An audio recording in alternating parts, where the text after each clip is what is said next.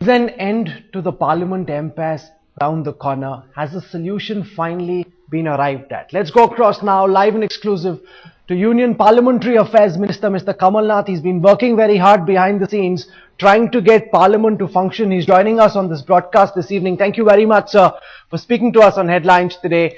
Has a solution finally been found? Will Parliament see some work, or will we continue to see the sort of disruptions we've seen through this week, sir?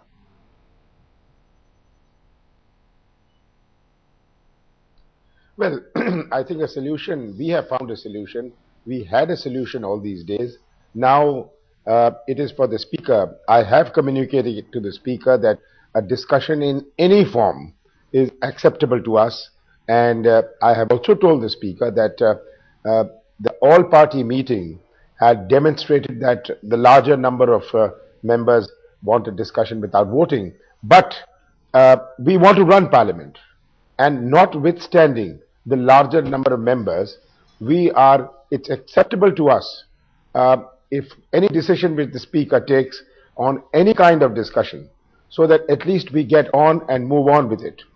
What you're saying is very, very important. This is breaking news. Union Parliamentary Affairs Minister Mr. Kamal Nath saying for the first time officially that the government is prepared for a discussion under Rule 184, which entails voting. Is that correct? So you've communicated to the Speaker that what the BJP wants is now acceptable to you. The government is prepared for a discussion under Rule 184, which will entail voting.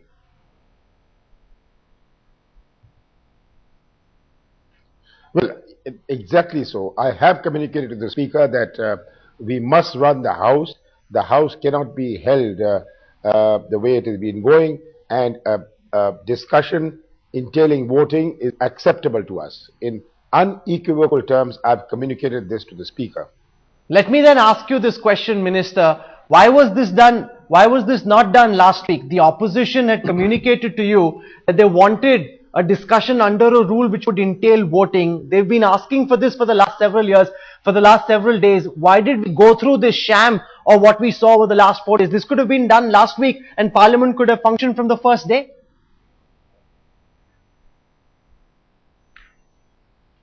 We must remember that I had talked to all political parties, and I was telling all political parties that let's make Parliament run. That's the most important thing. So we started last Thursday. Let's remember, we only started last Thursday. We had Thursday and Friday. I called an all-party meeting on Monday, and it was in this all-party meeting because I wanted all parties to know that here was the BJP, which was insisting on a vote, even though the larger number of members of the House belonging to different political parties did not care. They wanted a discussion, they wanted a House to run. So that meeting was Monday, and today is Wednesday. So I held this meeting today with the leaders of the opposition of the BJP in Lok Sabha and Rajya Sabha this morning, and I communicated with them that this is the situation, but I want to establish that we, despite having the numbers who don't want a vote, we are willing for a vote, because it's not that we are scared of a vote. It's not that we want to run away from a vote. But we want Parliament to run. We want business to be transacted. We want there to be healthy debates. Parliament does not belong to the government or to the Congress party. Parliament belongs to all political parties and all members of the House. Sir, the leader of the opposition in the Rajya Sabha, Mr. Arun Jaitley, has put out an editorial in which he says there is a lurking suspicion that this government will not agree to the voting provision till such time that the regular suspects among the loyal opposition parties have been managed either to vote with the government or to abstain from voting. In the way that events have panned out, it would seem that Arun Jaitley's suspicions have borne and come out to be true.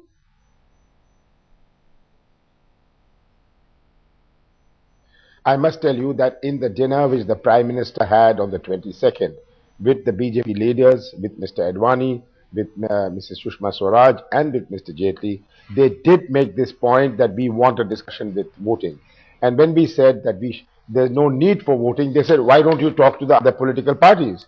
It was their own suggestion to talk to all political parties. And it's not that we were waiting.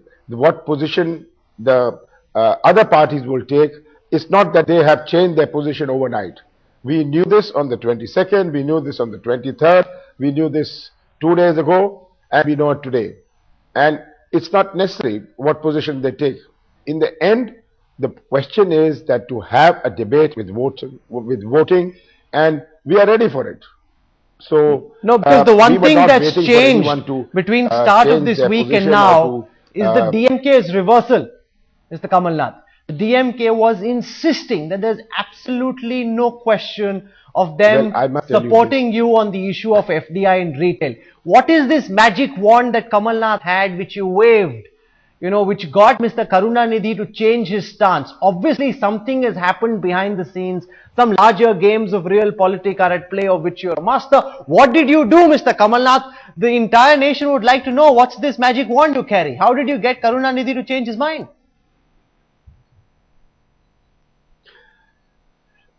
It's not Mr. Karunanidhi. They have been very close allies of us. We fought elections together, and we have worked together. So there's no magic wand.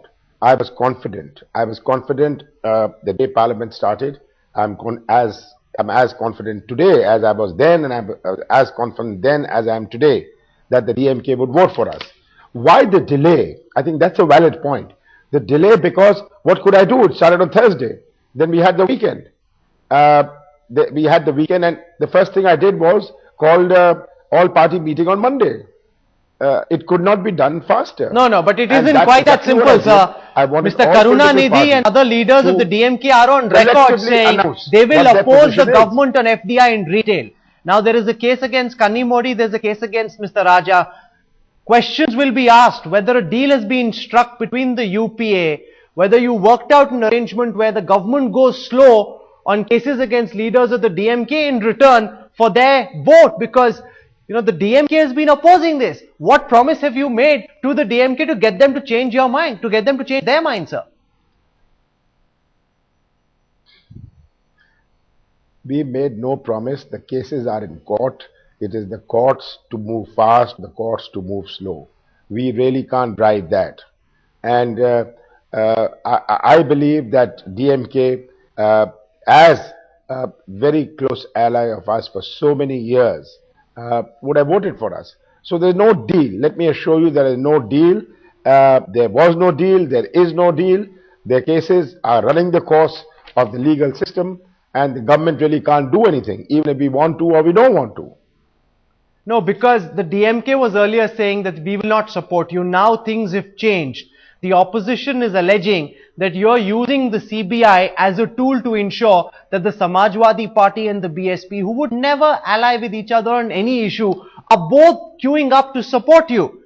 Now, this is not quite as simple as it is being made out to be. There are cases in court. You've got the CBI, the Congress Bureau of Investigation working at your behest. Those are games of real politics which are being used by the UPA to ensure its survival, sir.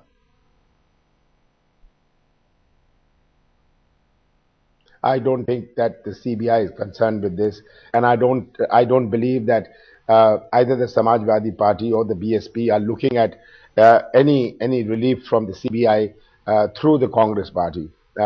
That's very incorrect, and I think that's very unfair that we are using the CBI. There are so many cases. Let's take people who have been close with the Congress. The CBI is after them. How do we control that? And this impression or this perception, I must say with all the force at my command, this perception is entirely wrong. Because you've agreed now to push the issue of providing quota and promotions for SCs and STs, which was introduced in the Rajya Sabha. Is that the quid pro quo with the BSP, that you push something which is key to the BSP agenda in return for BSP support?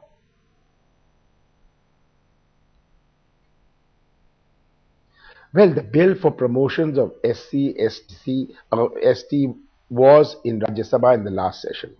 It was taken up for discussion in the last session. And it was taken up with the consent of all parties, including the BJP.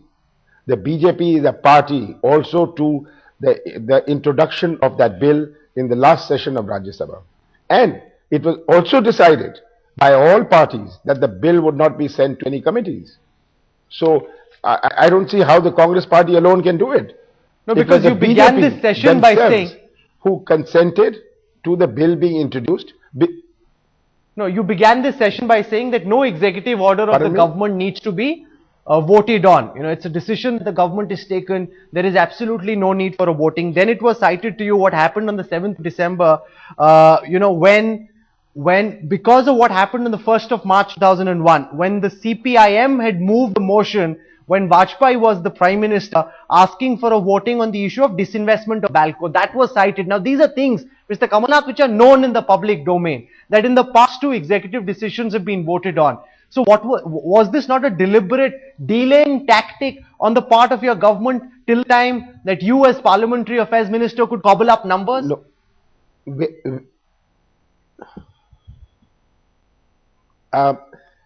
So let me respond to the first thing, that there was no delay. Today is Wednesday, it's a holiday. We had a all-party meeting on Monday, and we are at this today. Number two, about the earlier 1824 discussion, that was a different scenario. I still maintain today that this practice of challenging an executive order through a discussion, voting discussion in Parliament is not a healthy precedent, because this will trickle down to the state assemblies. What happens in the states is just not Parliament. Now, in any state, anybody can move a motion with voting on a policy of the state government. It's not a healthy motion. The Balco was entirely different. It was different because Balco's capital, its capital had been infused through appropriation from the Consolidated Fund of India through a vote in Parliament. And the Balco case cannot be compared with that. Okay. Because this was disinvesting funds which were invested in Balco through a vote from the Consolidated Fund of India. Okay, so that was completely different. We've spoken So about let's not what's compare happened these in the two last issues. few days. Let's So now I still maintain that. look But ahead, sir. we have to. But Let's look ahead.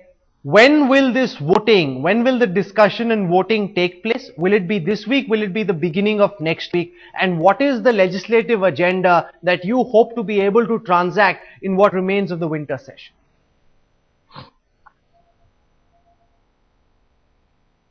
Well, the Speaker will hold a Business Advisory Committee meeting, I presume tomorrow. And the Business Advisory Committee, as is the practice, as is the rule, will decide the date and will decide the time of this discussion. So, day after tomorrow is Friday. It possibly won't happen on Friday. So, it will only happen next week. The Business Advisory Committee, when it meets tomorrow, or whenever the Business Advisory Committee meets, this is got to be again fixed by the Speaker, will fix a date and time. Now, once this debate is out of the way, and I believe that once this announcement is made from tomorrow, the House should run normally. At least I hope so. That's the assurance the BJP has given me today. That if we have this discussion, they will make sure that the House runs normally. So we have financial legislative business. We have other bills from the Home Ministry. We are going to try and bring in the land acquisition bill. Certain things have to be tied up on that. So there are a number of bills. What about Lokpal bill? Will you also push that on priority? The total session is 20 days. Well, we would try to, because the select committee has given this report to Rajya Sabha. Now, it will first be seen what are the contents of it, whether it needs to go back to the cabinet. If it needs to go back to the cabinet, there's the process. Then once it's approved by the cabinet, it goes back to Rajya Sabha. Then Rajya Sabha will debate it, and they will either accept it or make amendments. Then after that, it will come back to Lok Sabha. So there is a process in that. You can't put that on short-circuiting any process on that. You know, all our viewers have been aghast and appalled in the manner in which parliamentary time and this nation's money has been wasted. Now, finally, the Parliamentary Affairs Minister coming out and giving us this breaking story that the government has officially agreed for a vote. If required, if the Speaker so decides, let there be a vote under Rule 184. Parliament, Mr. Kamal Nath hopes, will function from tomorrow. He's laid out an elaborate legislative agenda. Let's see how much of that he gets done. He's managed to get Parliament to function. The session hopefully will not get wasted. We look forward to seeing what business the government does and how seriously parliamentarians work over the next few weeks. Thank you very much. We wasted a lot of time. Let's hope we'll try and make up for the time that's been lost. Mr. Kamal Nath, for joining us on Centre Stage this evening. Thank you very much.